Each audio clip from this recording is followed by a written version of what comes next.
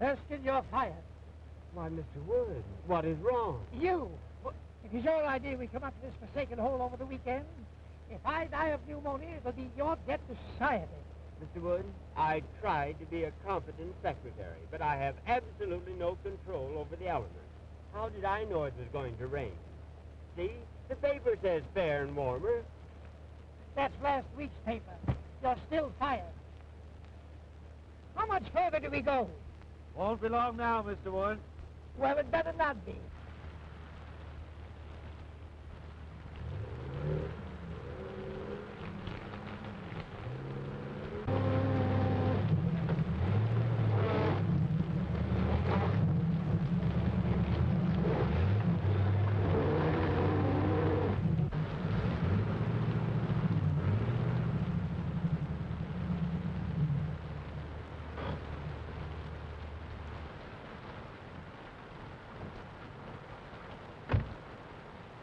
Something the matter? I guess we're stuck. You guess you're stuck. What are you trying to do? Kill me? Oh, no, it's not as serious as that. We just skidded into a fallen tree. Don't stand there. Don't stand there like a trained seal. Suggest something. I'm sorry, sir, but I never did work well underwater. I know this part of the country intimately. There are several houses nearby. We can walk to one of them. Swim, you mean? I see a light down that way. You couldn't see a light if you looked at the forest fire.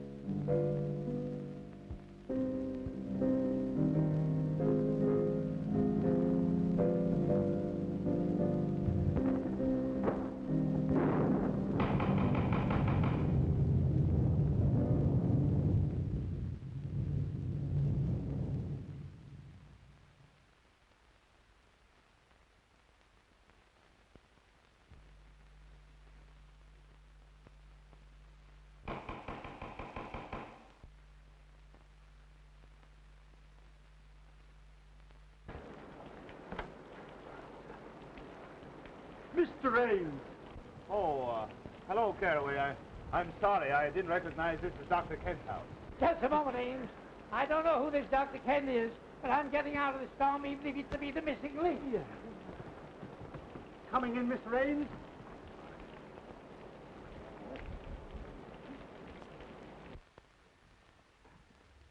Ames! Well, this is a surprise. Good to see you. Yes, I suppose it is a surprise. We skidded off the road, hit a tree, and became mired in mud, and yours was the nearest house. Oh, pardon me, Dr. Kent. This is Herman Wood, the famous theatrical producer. You no doubt have heard of him, even if you haven't met him. Delighted, Mr. Wood. You're courageous to face the storms we have up here. Courageous. Insane, you mean? How do you do that? And this is Homer Erskine, his secretary. How are you, Erskine? All wet. I agree with you for once. Hello, Gloria. Glad to see me. More than you know. A certain gentleman here doesn't take our engagement seriously. Harry. Hello, Ames. How do you do? Gloria. This is Mr. Wood, Mr. Erskine, Miss Shaw, and Mr. Terry Gray. Oh, Mr. Wood, I've heard so much about you. Yeah, I was afraid of that. How are you, young man? Still quite normal, thank you. Nice of you all to drop in like this. Your idea, wasn't it, Ames? After all, you were invited. That had nothing to do with it, and I assure you I wouldn't be here now if I could help it. We were just driving to my place where Mr. Wood was going to hear me read my latest play. Another play, Preston? My, you are prolific. Well, play or no play, I ought to be in New York, in bed. Well, I'm afraid you'll have to remain my guest for the night. My chauffeur tells me the roads are completely out. Oh, forgive me for keeping you in these wet things. I'll have Caraway show you to some rooms immediately.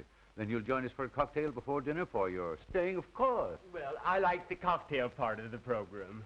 Oh, Caraway, take Mr. Ames and his friends upstairs immediately. Owing to the storm, they're going to stay for the evening. Yes, sir. This way, please.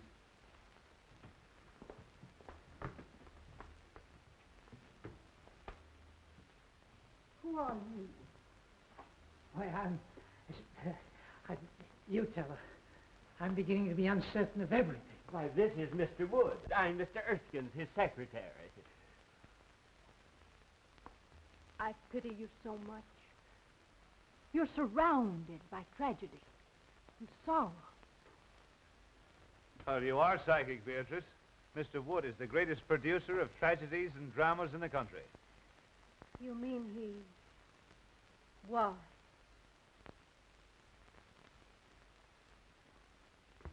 Hey, Ames, about this play of yours.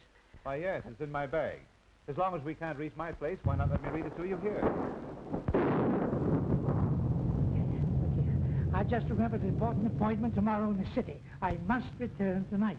Isn't that right? Yes, absolutely. He has to address the Travelers' Aid Society on the proper way to fold a timetable. My dear Mr. Wood, I would gladly assist you, but until the storm abates, there's no way of reaching the city. Well, we may as well accept the situation, Mr. Wood. We'll have a good dinner and then retire to Dr. Kent's study for a nice, quiet reading. Perhaps it'll make you appreciate my play all the more. They say a full stomach breeds tolerance. Well, something tells me I shall need it.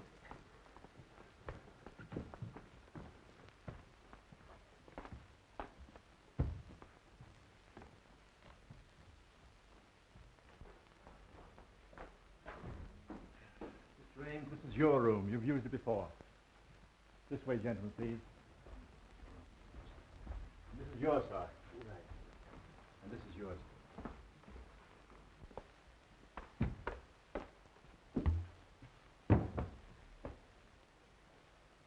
Just a moment.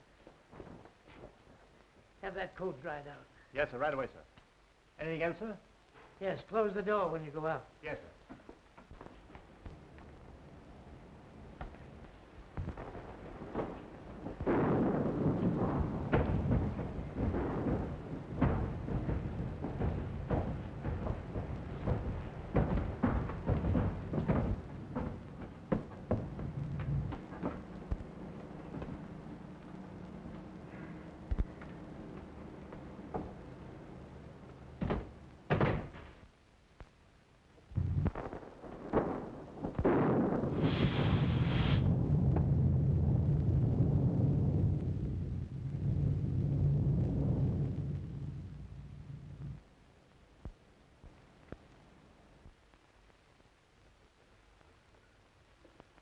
Well, the ghost walks tonight or never.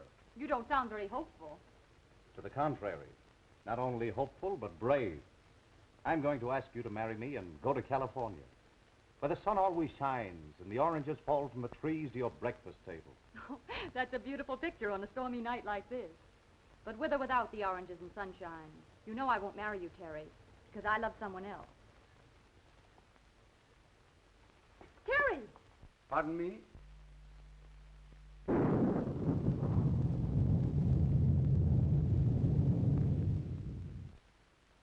You're not a very easy man to discourage, are you? You forget that Gloria here is engaged to a mutual friend of ours. I don't think that's any of your business. Look here, Gray. I don't like your attitude. In fact, I don't think I like anything about you. So what? Why must you two always act like gladiators? Be sensible. Tonight of all nights must not be the time for any discord. You know I've never given you cause to think of me as more than a friend. That depends on your viewpoint. I might argue that statement. I'd like to give you the thrashing you deserve for those insinuations. Please. We'll discuss this later.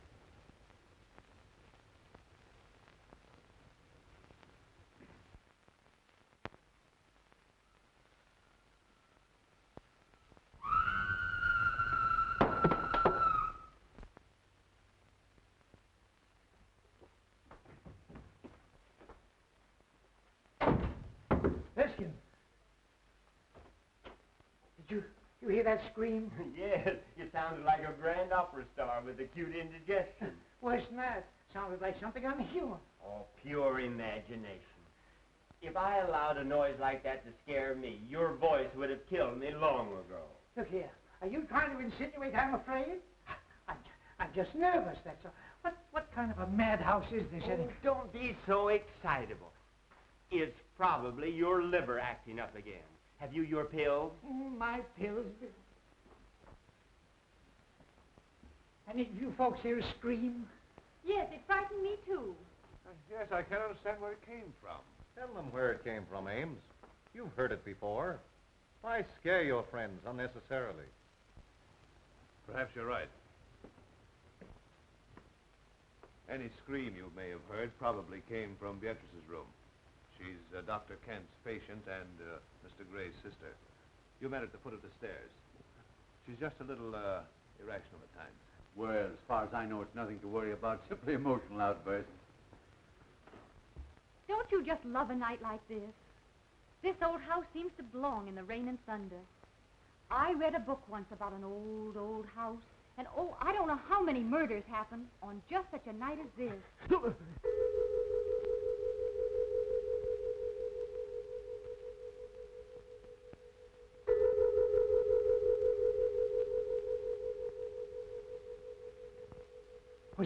Was that the clock? Yes, I guess so. I think so. It must have been. But it's a union clock. What do you mean? Well, it strikes any old time.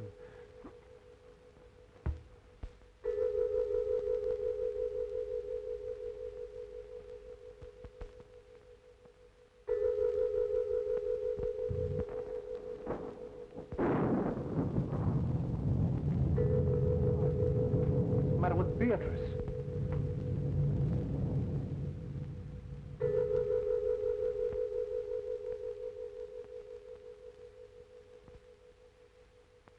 Yes, John. I am waiting for you. I am waiting.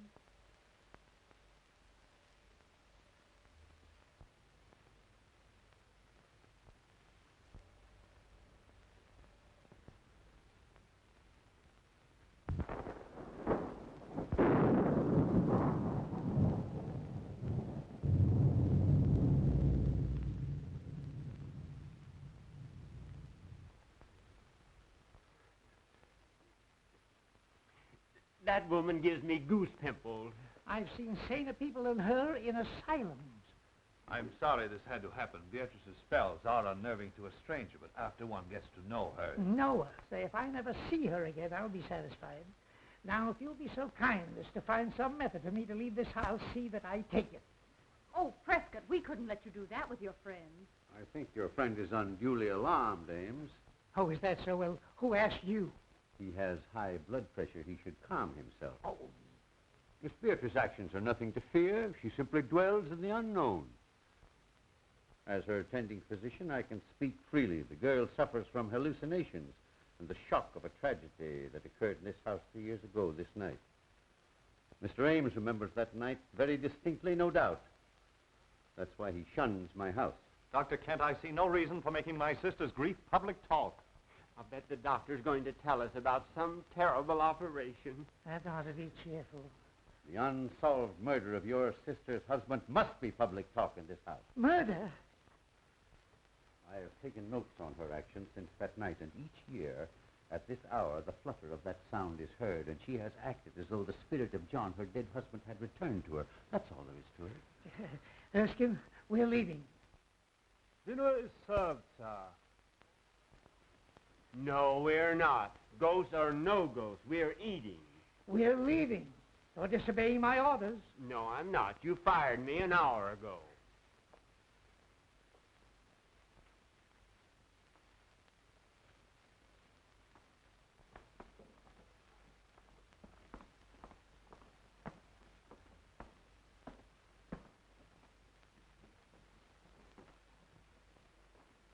Gloria, Mr. Ames, Mr. Wood, Mr. Erskine.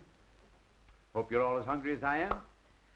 Just give me an aspirin. Just give me anything but a tomato surprise. I've had shocks enough. This is is about as cheerful as an undertaker's picnic in a cemetery.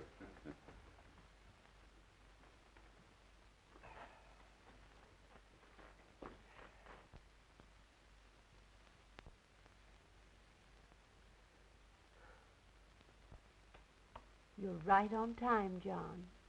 I was so afraid you might disappoint me. Mr. Wood, I think you're right. We better leave, now that John's here. Yes, Erskine, I'm not a cowardly man by nature, but my nerves won't stand this any longer. That woman is dangerous. My friends, please. I regret these unusual disturbances, but I've experienced these same phenomena in my patient's presence before. There's nothing to fear from the dead. I believe in spirits, but only spirits. Hear me? Beatrice, please, your brother wishes you to restrain yourself.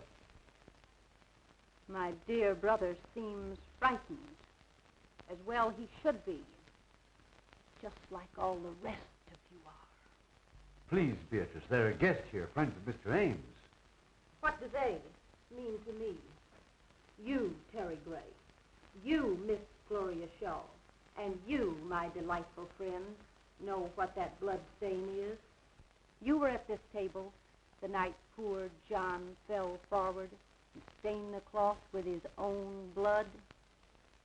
The night he was murdered. By one of you. Why, that's a lie. Open that door. Claire, I'll call the police. Oh, this is outrageous. Open that door. Unloosen that portal. I'm sorry, Miss Beatrice's orders are that no one leave. Jarvis is only partly correct. I gave that order. What's the idea? The idea, my friend, is to protect my patient's health. Any interruption might cause the loss of her sanity. You want the responsibility for that on your shoulders? I think you're as crazy as she is. Don't aggravate him. They're all dangerous. Everyone will please sit down.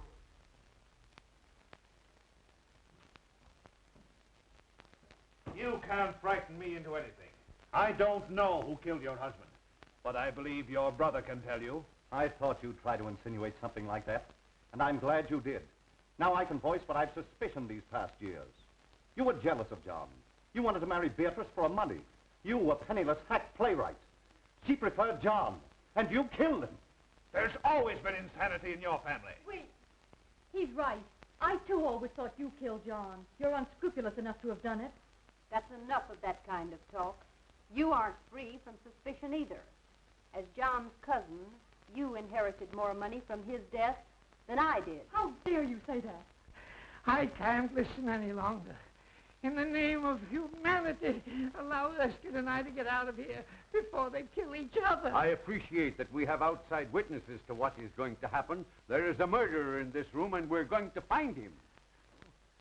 John, tell me the person who killed you.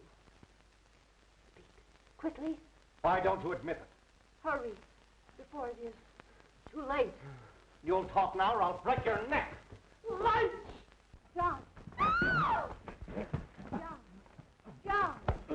Speak to me, John! Jarvis, turn on those lights.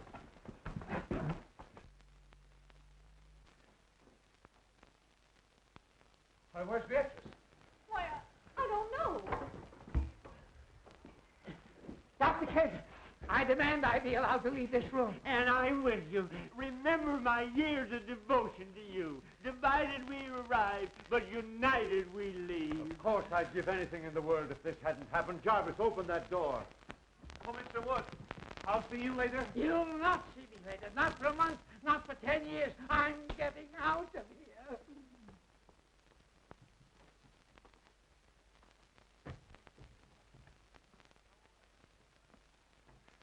And so ends the first act of my little play. Oh, darling, it was wonderful. Well, we certainly scared those two. Nelson Wood's famous for his temper. Isn't it remarkable how they reacted almost exactly as you had written them into your play? Whew, I'm tired, and we've 2 more acts to go. Well, you're as clever a group of actors as I've ever seen. And And I've got Glory to thank for finding you. Didn't I tell you they were troopers? You don't think we frightened them too much, do you? What's the difference? It's a blooming order of play, ain't it? Oh, Jarvis, go get Beatrice. Good old Beatrice. She certainly played her part well. Yay, but I was afraid she wouldn't scram before the lights turned up.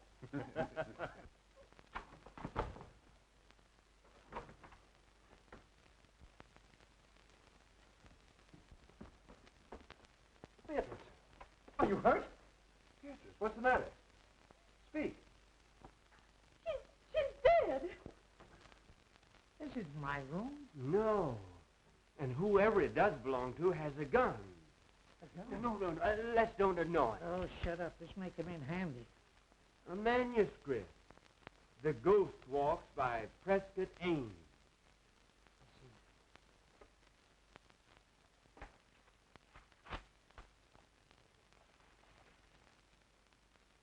As the group seat themselves at the table, the vacant chair also moves out, as if an invisible person was preparing to sit down. All eyes are on the chair. As the vacant chair slides back to the table, Beatrice addresses its invisible occupant. Beatrice speaks. You are right on time, John. Erskine, we've been witnessing a dress rehearsal of Ames's horror play. You mean all those scares were part of the play? Certainly. Wait. Here, let's try it again. Here, listen to this.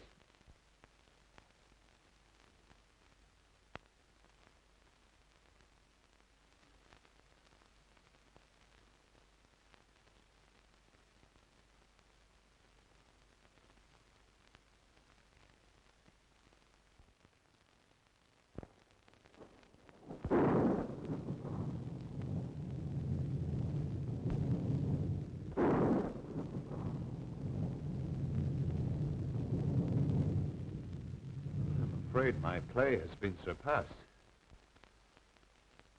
We have a real menace in this house.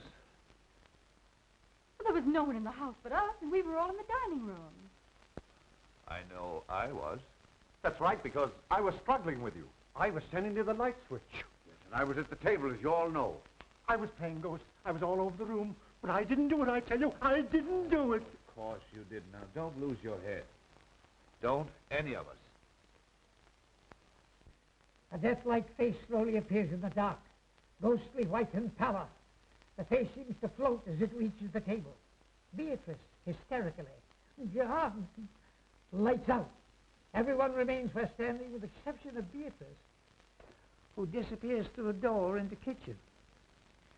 So they thought they'd impress me with their phony theatricals, eh? Me, who staged the burning of Rome while the gladiators were being gored to death in the animal pits. I wasn't scared a bit. Neither was I. No, what are you doing under the table? Well, I was looking for you. Ridiculous. I hate cowards. When we get back to town, remind me to fire you.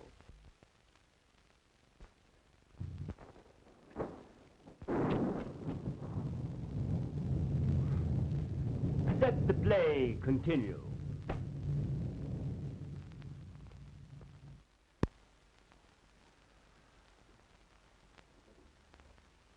Now that the play is over, I'll have to tell Wood what's happened. Here he comes now. Ha! Still making merry, I see. Well, we thought we'd come down again. It's too quiet upstairs for us. Yes, we're used to shrieks, sirens, and suicide. Yeah. Why, what seems to be the trouble?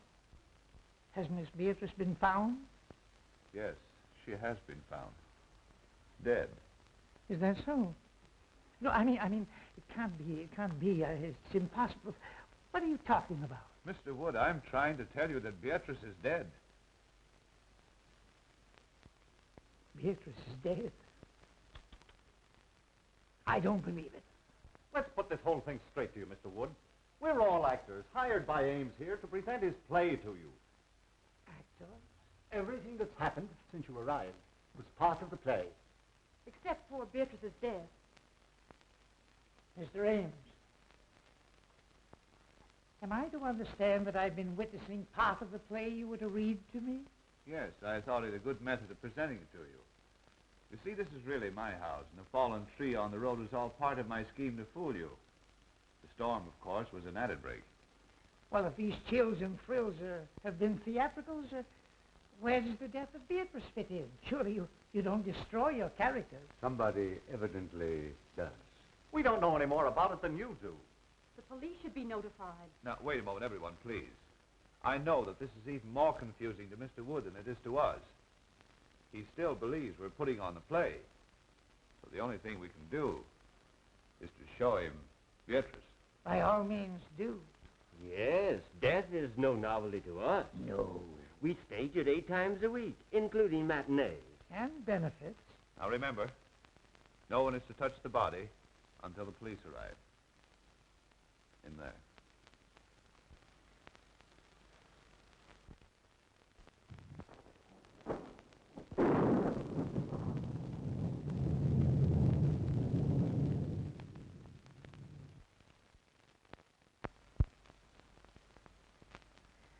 Well, where is she? I don't know. What could have happened? Well, you ought to know. You're the author. This is impossible. I never heard of such a thing. Must be false. We gotta get out of here. Where can she be? Perhaps he just stepped out during intermission. Gentlemen, this is too serious for joking. She was on that divan 10 minutes ago, dead. You've got to believe it's for your own safety. Oh, and you think we're all in danger? We most certainly are. We've got to search this house and find Beatrice and the person who... I wonder who that could be. Well, we'll never find out until we answer. I will. We all will.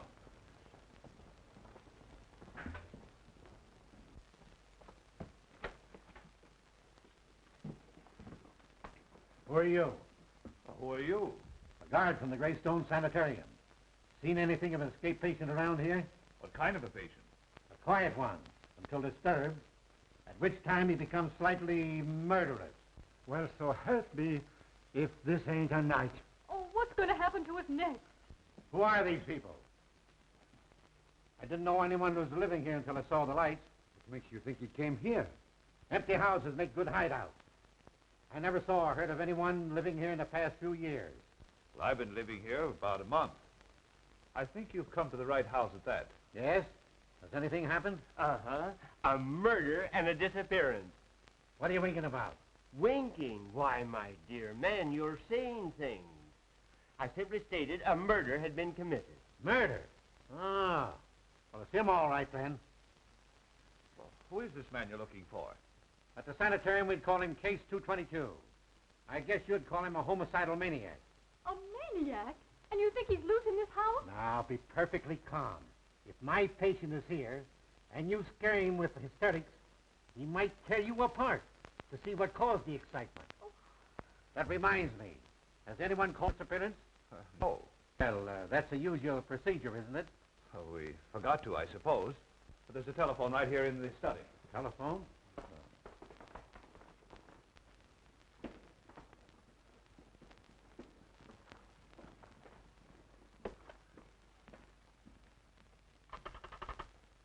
Hello?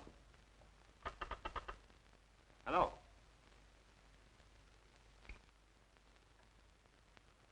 Cut. I suppose no one knows who did this. Why should we? You don't think it's fun to be isolated with a maniac? If the play calls for it, yes. Well, I don't know what the rest of you are going to do, but I'm driving into town for the police. Wait, it isn't safe outside. I'll walk with you to the garage. Thanks. I'll be right back. So those who want to go to bed are safe enough. Besides, it's easier to die in bed. Come on, Ken, let's turn in. It's as safe up there as here if we lock our bedroom doors.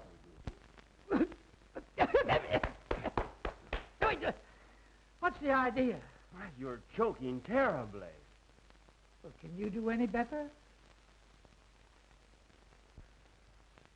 You know, I had a hunch that Beatrice should never appear in a horror play. Why? Too highly strung and impressionable. A fatalist. She figured if you were paid to scare people, the law of compensation would see to it that you got scared yourself. Utter nonsense. How could anyone possibly foresee a maniac coming here tonight and committing murder? Don't interrupt him. The play's improving. Not enough action for me. Tell me, Ames, just how did you happen to come to this house yourself? Funny you should mention that. I was just asking myself the same question. Of course, you saw that painting in the drawing room of Gussie Gillis. Sure, everybody knew him. And his history? Naturally. Personally, I thought he was the worst butcher who ever severed a tonsil. Right. And you remember how 9 of his patients mysteriously disappeared after he treated them? They were murdered. And when the police came to arrest him right here in this house, he committed suicide. He lost his mind from the strain of his surgical work, I guess. Get to the point, man. I know all that record. Now, you say this house was his. How did you get it? Why, that was easy. I simply advertised for an old, isolated country home. And the real estate agent for the Gillis estate answered and said he'd be glad to rent me this place. It's been vacant ever since the doctor's death. People were afraid to live in it because of the crimes that were committed here. It's supposed to be haunted. And the local people swear they've seen the lights go on and off in this house even while it stood unoccupied. Well, the rest of the story is short. I wanted to write a play in the same atmosphere he had lived his ghoulish life, so here I am. I'll bet he'll come back to haunt you for this. Jarvis get away all right? Yes. There's no one around the ground, so I think I'll search upstairs. I'll go up, too. I'm going to bed. And I'm resigning from your cast.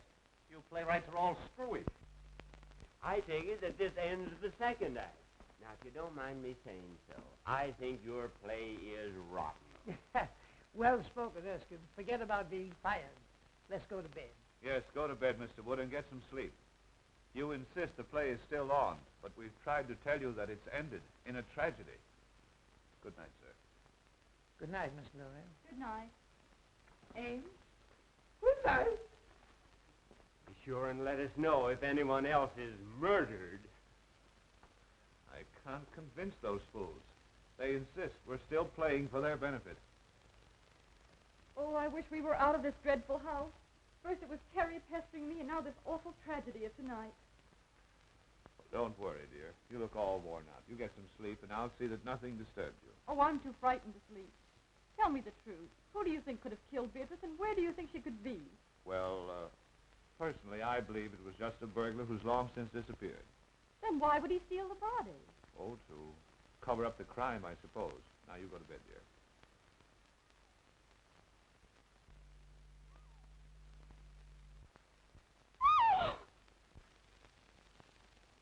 Why, Gloria, what is it? You poor kid, your nerves have completely gone.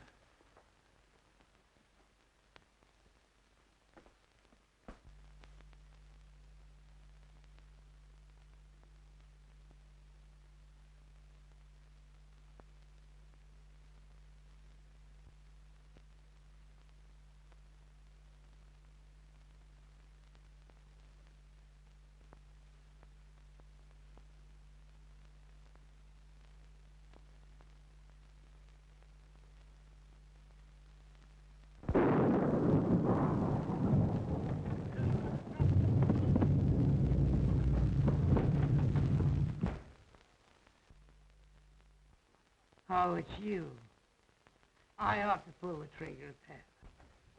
Well, come on, snap out of it. What is it? Mr. Wood, maybe we're wrong. Maybe this isn't the play we're witnessing after all. Oh, rubbish. You saw the manuscript, didn't you? Yes, but I didn't see anything in it about the top of my bed coming down and smothering me, just like a steak under onions.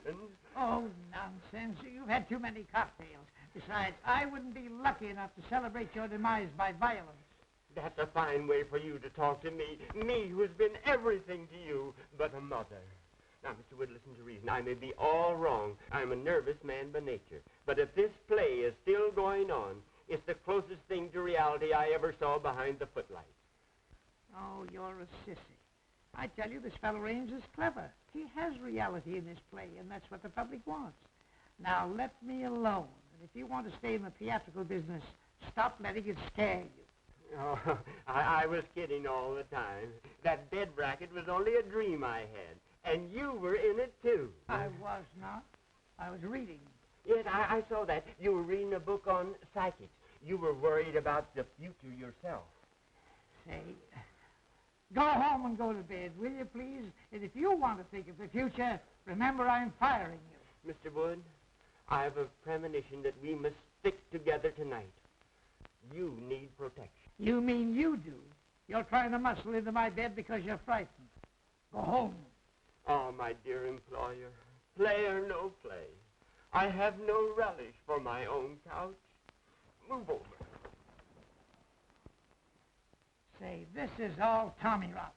You've got the mind of an oyster and the nerve of an acrobat. As my secretary, I do allow you to share my office, but that does not include my bed. Hey, you were born in October, weren't you? Yes, during the National Apple Week. Why? It says here, your type is the instincts of a bloodhound, the heritage of the homing pigeon, the attributes of the ferret, and the heart of a lion. Yet you snuggle beneath my quilts, you cream puff, because of make-believe players scaring you. You're fired once and for all. Will you please close my mouth if I'm snoring? I have adenoids. Adenoids, too? Hi-ho.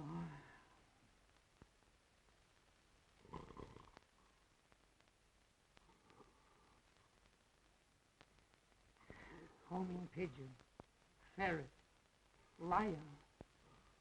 I'm sleeping in a zoo.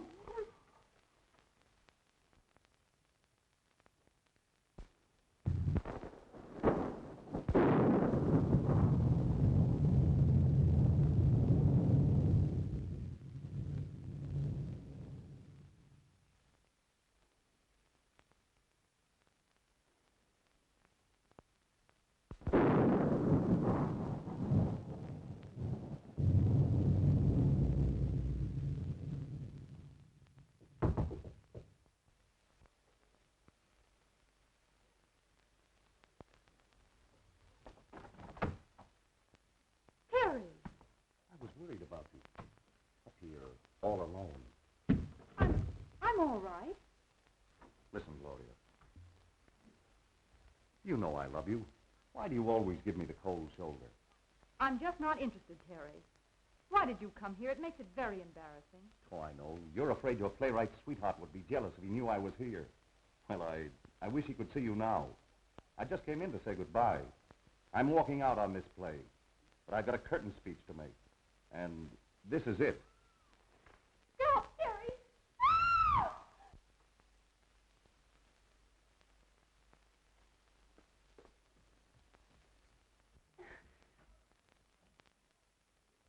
Gloria!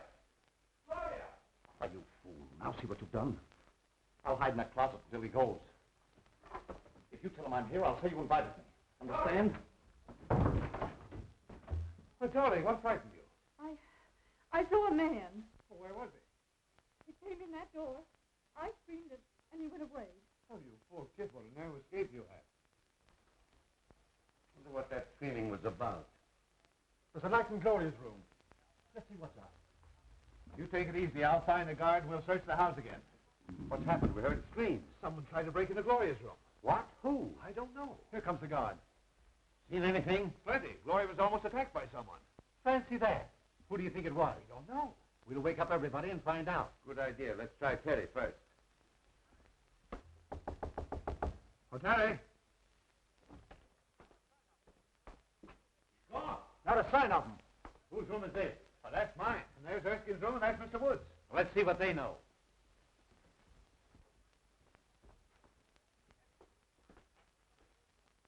Empty. Darn the luck. I wonder if that maniac could have tried Wood's room before my mind snaps to. Eh? Oh.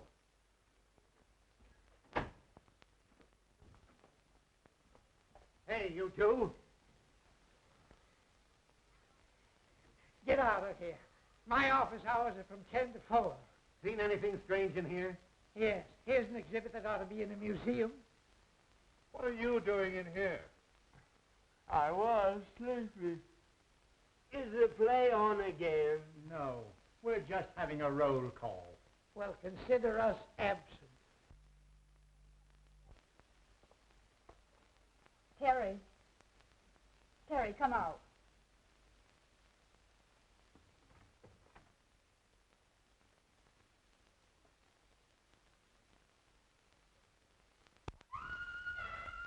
Gloria. What, again? Oh, let's don't miss this. I might as well be a fireman.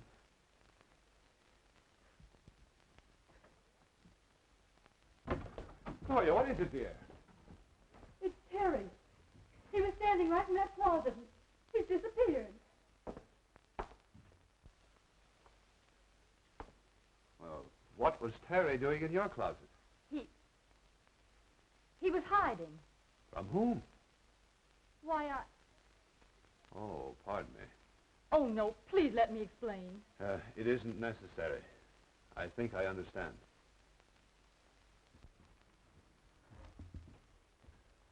I'd sooner trust a lunatic than I would a Yes, woman. they're more reliable.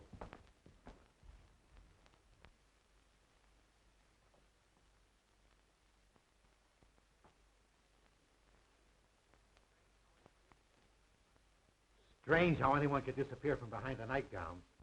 You could from behind my cousin's. She weighs 250. Are you winking at me again? Say, let's go down and get a drink. This isn't a horror play, it's a bedroom farce.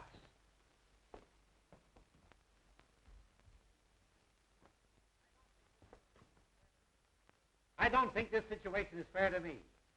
You people are of very little help. That patient of mine is evaporating. He thinks all I've got to do is to look for him. Besides, I promised to be a fourth of bridge tonight with some friends of mine.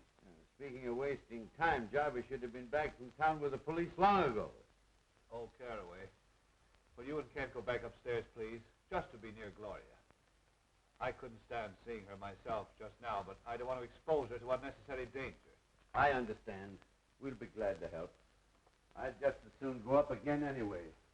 I'm dead. Please don't use that word. I don't like that fella Caraway. Oh, forget it. He's just a seedy butler. Well, I feel duty-bound to see this night through. I live here and all that, but I'm beginning to reach a breaking point. The situation is getting out of hand. It seems to me you're about as useless a guard as I've ever seen. Well, I've worked in 2 penitentiaries and 3 asylums and never had any complaints. Best actor of the bunch. Well, boys, I'm going to retire from now for the second time tonight. Ames, go on with your rehearsal, but don't disturb me for the finale. And again I say, good night. Please continue.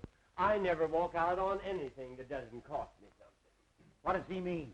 Oh, these fools think we're putting on a play for their benefit. I'm hungry. I could destroy a few vitamins myself. Well, you'll find some food in the kitchen. I'll be waiting for you here.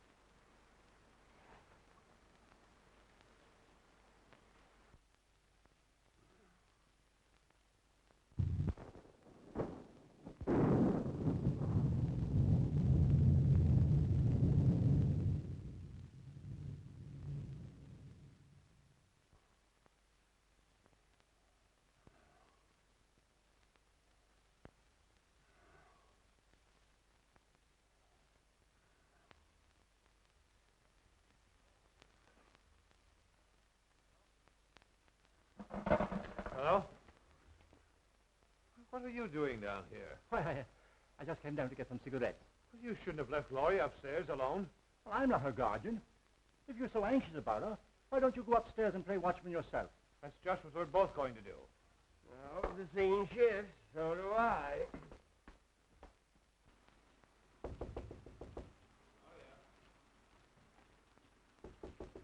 Gloria?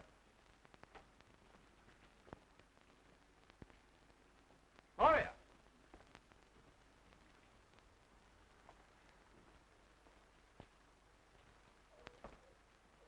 I smell chloroform.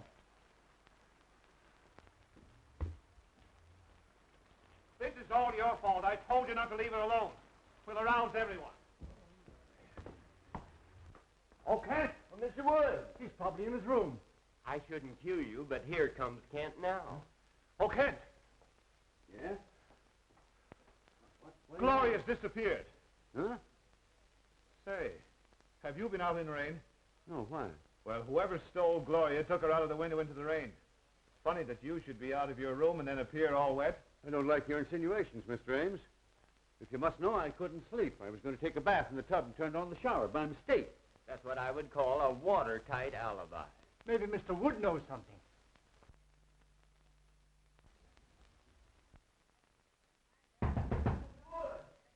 I'd have more privacy in a convention hall. Come in. Mr. Wood, some gentlemen to see you. Have you seen Gloria? She doesn't seem to be here. Why? Gloria has been kidnapped. Goody, goody. I say, that's beastly rude of you. They accuse me, but I think Teddy's the guilty one. He's gone, too. They've got to search the whole place over again. Get up and see the fun. It's better than looking for a good candidate before an election. Not me. I'm staying right here. Now, if they don't stop this fool play and get out of here, I'll rid the world of the entire cast. All right, stay here. I hope you're the next victim.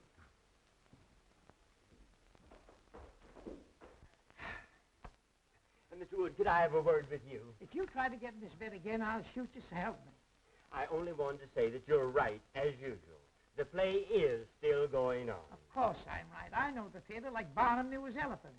And I'm not cross with you, Erskine. In fact, I'm going to raise your salary. Thanks. People don't disappear every 5 minutes in real life. Unfortunately, some don't. I'd like to get some sleep. But the play... Earn some of the money that I pay you by watching it for me. Why, I thought you fired me.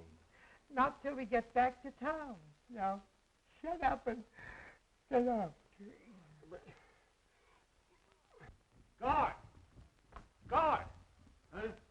What do you want? Fine help you are. Gloria's been stolen. You're standing around here eating chicken. Well, one must eat occasionally. What makes you think the lady was stolen? Rather an antiquated way to acquire a woman, isn't it? Oh, shut up. Her window was open. She must have been taken out of the house. I'm going to search the grounds. I'm with you, Ames. Hey, you, come here. Where's your friend? If you mean my honored employer, he's upstairs in bed. I think I'll go up and look him over. There's something queer about you both. He winks at you and you wink at me. Heh. And I don't like it.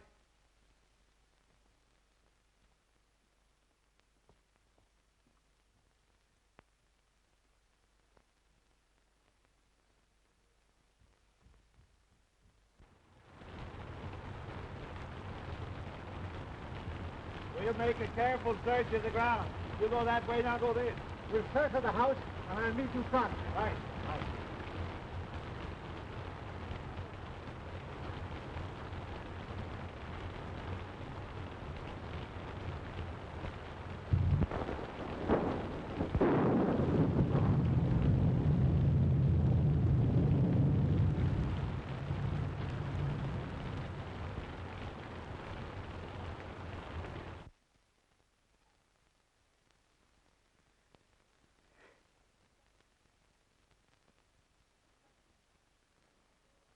Who's there?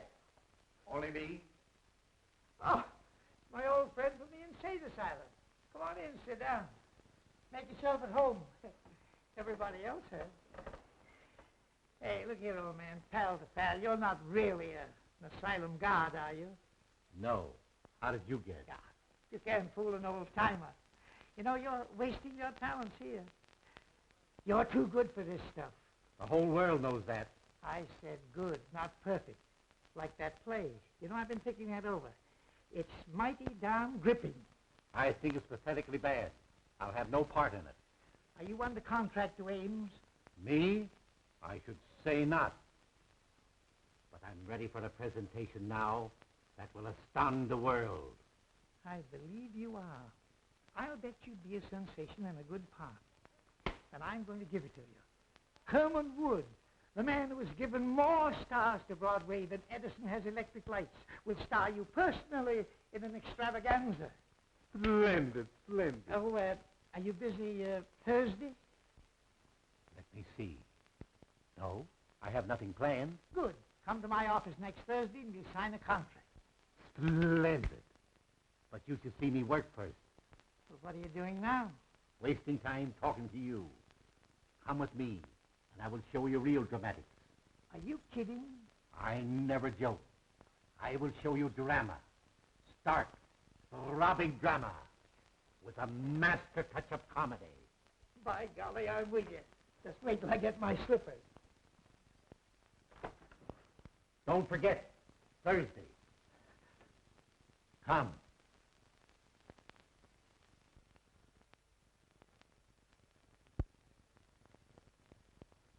I'd feel a lot safer if I had my gun. Where is it? Home. That's okay with me. Let's go over to your house and hang around. It'll soon be daylight. Thank heaven. Ames. Anything new? We made a complete search of the grounds and found nothing. Well, how much longer is this going on? I'm getting tired of sitting around here and waiting for something that doesn't happen.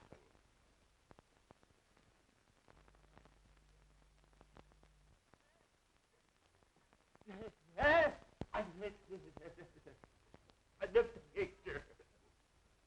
It's alive. It winged.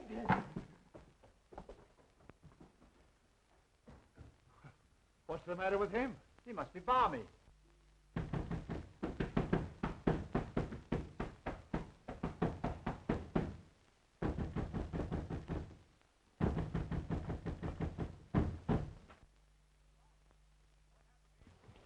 Charles, what happened to you? Remember when I left the house to get the car and the cops? Yes? Well, that nut house guard leaves me at the garage. Then just as I'm getting into the car, somebody slugged me with a lead pipe. What was the idea? Well, someone didn't want him to get away. And that someone is probably the escape nut that we're looking for. How many of you are searching for him? There's already been a guard here tonight. Well, there's possibly half a dozen of us, but believe you and I'll find him. Yeah, this guy disappears every so often, but we always spot him in this neighborhood. I see. Well, after you were hit on the head, why did you come back to the house? I figured getting the police was the wisest move to make. I've been knocked out and tied in the garage, but I broke the ropes.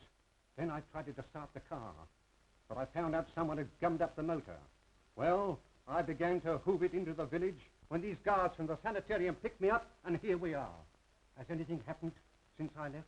Yes, Gloria's been kidnapped and Terry's disappeared. And now that Erskine person's gone violent. Oh, yeah? Well, I'll handle that. Help! Help! What's the matter? Mr. Wood is gone. What? I said he's gone, and so is the guard. It's that picture that's doing it.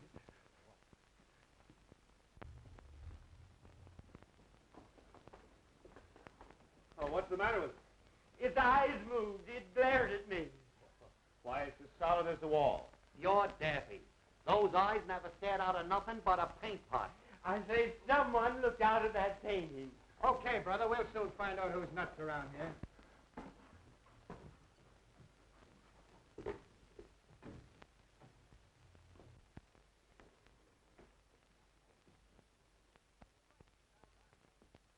Say, he's right. These eyes are phony. What'd I tell you? Now who's that? Hey, there's a passageway back to this.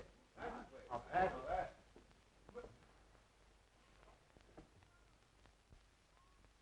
Look! It's moving!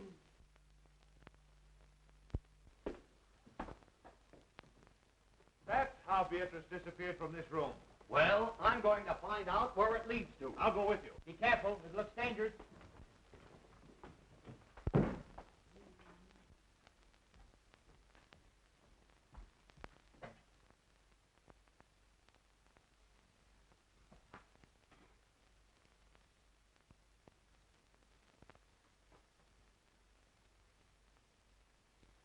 My friends, since your entrance into this house, I have worked toward bringing you into this laboratory. Years ago, a famous surgeon lived, worked, and studied here. His name was Guthrie Gillis. He is dead now, but I, Professor Elmer Trittery, will carry on and improve his work. Hey, I don't like these underground places. Well, you may as well get used to it. You may spend a lot of time in one. Why, the whole house must be honeycombed with passages. They lead all directions.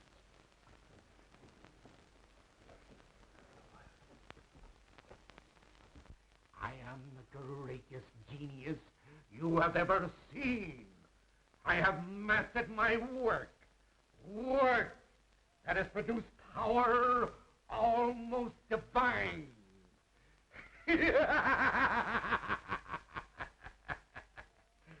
I have become more than the greatest plastic surgeon in the world. I am the molder of mankind. I have reached a great decision. That is why I've allowed you all to trespass upon the seclusion that I have enjoyed in a supposedly deserted house. I discovered this old house of Dr. Gillis's on one of my many escapes from the sanitarium. It is admirably fitted for my work. All I needed was patience. And now I have you, healthy people, who can't stand the rigor of certain small operations.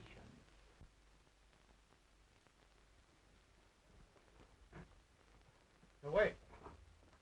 This looks like a door.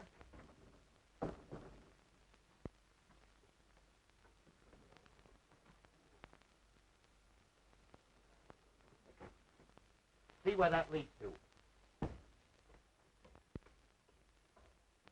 This patient you're looking for, is he violent? Sometimes. He almost killed a guard tonight when he stole his uniform. Oh, and he winked at me. Leads into an open room with a swinging bookcase. Then Gloria did see something in that study.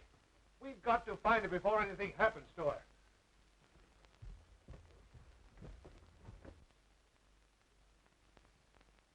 It seems to me this is the fluid I used to paralyze the mice with yesterday.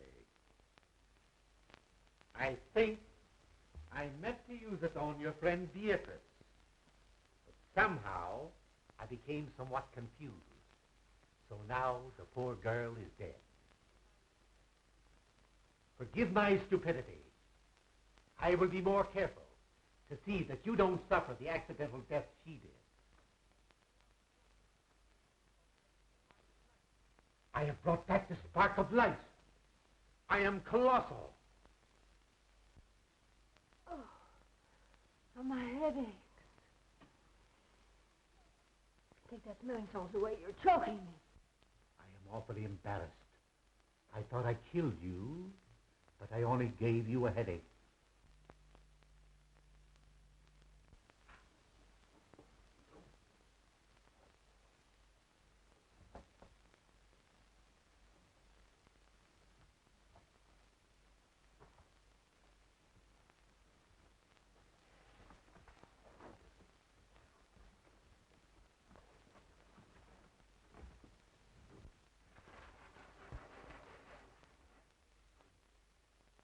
I ask your indulgence in looking at this chart. You will notice the various noses, eyes, and chins. You all have an ideal, a face you envy. You can have your choice of alterations. You understand, my operations run in series. You may look as you wish now. Ultimately, I will slowly change you to fit my model. Young lady, you shall have the honor of being the first on my table. I shall require very little from any of you. Just enough to begin my work. A feature from you, a bone from him, and a cartilage from that one. It's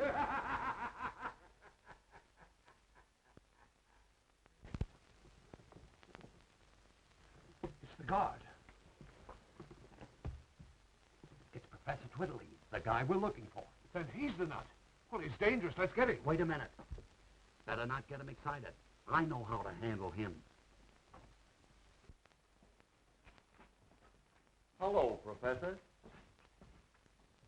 Why, Mr. McLeavy, what are you doing here?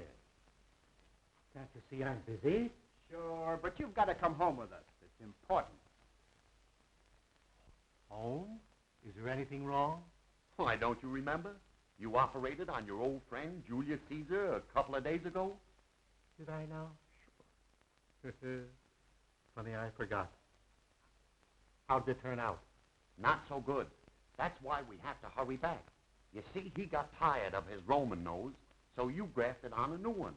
But you put it on upside down. And on rainy nights like this, the poor fellow can't go out for fear of drowning. My. We'll return at once.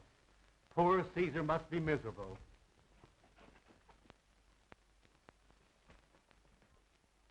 Oh, Prescott, take me out of here. I never want to see another horror play. Well, don't worry. I'll never write another one. Yes, you will. What? Absolutely, but you've got to rewrite it. Just like this night and the experiences we've gone through. Even to the murder of Beatrice? Yes, I'm afraid Beatrice will have to die all over again. So the ghost walks after all. Congratulations. Congratulations, John. You were all right too, Caraway. Thank you, Mr. Wood. Now what's the matter with you? I was just thinking how terrible it would have been had the professor really operated on us and changed us all. You might have gotten my adenoids, and I would have gotten your false teeth. Erskine, turn your face to the setting sun. Oh! What's the idea? Don't forget, you're fired. Oh, Mr. Wood. Come.